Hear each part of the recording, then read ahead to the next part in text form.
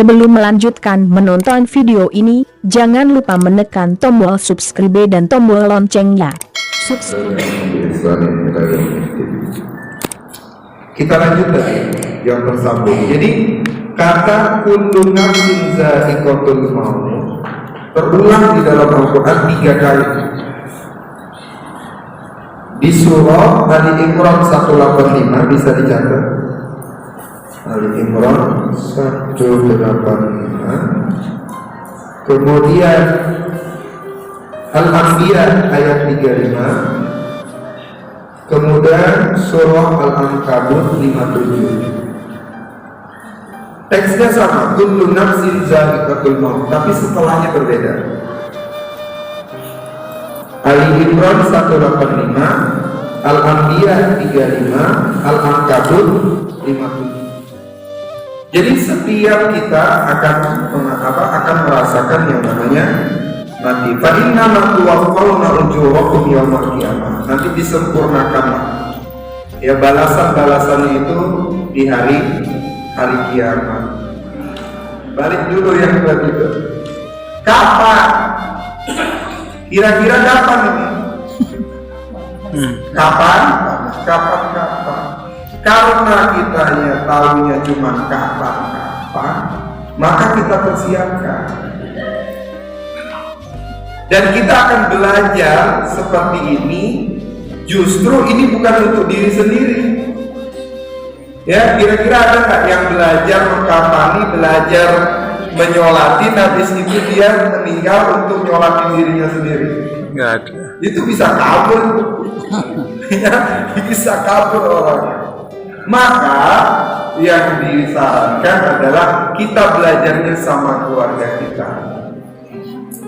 Kayaknya ibu-ibunya pada ridho nih. Kalau kemudian ibunya yang jadi jenazahnya.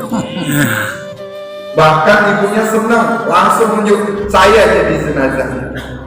Karena apa? Karena seorang ibu itu ingin jenazahnya yang mandiin adalah anaknya. Yang ingin mandiinnya adalah anaknya. Jadi kainnya sudah disiapkan. Tadi kita mau pesta, mau apa, semua pakaiannya kita yang mempersiapkan. Tapi pada saat kemudian kepastian itu hadir, kullu nafsin za'iqatul maut itu ada, kita tidak mempersiapkan itu. Maka berterima kasih kepada Pak Mahmudi, kepada seluruh pengurus MIA yang sudah memfasilitasi dalam penyelenggaraan acara ini. Sehingga apa? Sehingga kita bisa sama-sama belajar. Nanti akan diajarin oleh Ustadz Budi. Udah di samping saya tapi saya nggak tahu nama Ustadz Budi. Sama Ustadz Budi. Ya, akan disampaikan bagaimana caranya. Tapi sebelum itu, sambil nunggu teman-teman yang lain, saya akan jelaskan ayat ini. Nanti akan disempurnakan semuanya itu di hari kiamat. Faman yujziha anin nar, siapa orang yang kemudian dijauhkan dari api neraka, wa udkhilal jannah, dan ia akan dimasukkan ke dalam surga. Faqad faz, maka orang yang itu yang faz, yang beruntung, yang faiz, yang menang. Kira-kira mau masuk surga atau neraka nih? Pasti surga. Surga dong. Pasti pinginnya masuk surga. Udah kemudian masuk surga, yang mandiin jenazahnya adalah anaknya. Kira-kira bahagia nggak? Bahagia. Ayatnya diakhiri dengan wamal hayatud dunya illa mata'ul ghurur. Tidaklah kehidupan dunia itu kecuali mata'ul ghurur, kesenangan saja. Boleh tipu daya, boleh kemudian sekarang senang-senang di dunia, boleh. Tapi ingat bahwa besok bisa jadi kematian itu mengambil. Mati tidak mesti tua, mati tidak mesti sakit, mati itu hadir tidak mesti kita yang kemudian tahu bahwa matinya kapan, tapi mati itu merupakan kepastian. Nggak tahu, tapi na'udzubillah, jangan-jangan nanti waktu dipraktekin pengapanan langsung mati di situ. Kabarnya saya kalau begitu ya, jangan-jangan nanti saat kemudian praktek pengapanan di situ pula Allah memanggilnya. Maka siap-siap banyak istighfar itu. Nanti akan diajarin gimana kemudian memandikan jenazah yang kemudian saat ini orang ini dalam keadaan penyakit corona. Apa yang harus dilakukan? Itu jenazah orang yang sakit corona itu perlu dimandikan atau tidak? Hah? Perlu dimandikan enggak? Perlu. Fardu kifayah. Terus gimana cara memandikannya? Kira-kira ibu berani gak mandiin yang penyakitan corona? Coba bayangkan, kalau kemudian yang sakit corona itu adalah keluarga kita, semua orang tidak mau memandikannya, semua orang kemudian menjauhkannya, terus siapa yang memandikannya? Kalau anak kita kemudian pun tidak mau memandikannya, terus bagaimana jenazah kita? Terus bagaimana kita ketemu dengan Tuhan kita? Nanti akan diajarkan kalau corona orangnya seperti apa. Apalagi yang harus dibaca? Amalannya ya, Bismillahirrahmanirrahim, la yadurru ma'asmihi syai'un fil ardi wala fis samai. Nah, itulah dia. Dibacalah itu saat memandikan jenazah supaya kemudian virusnya itu tidak nyebar. Karena la yadurru, nggak akan ada yang kemudian memberikan mudarat. Ma'asmi, maka sebut nama Allah.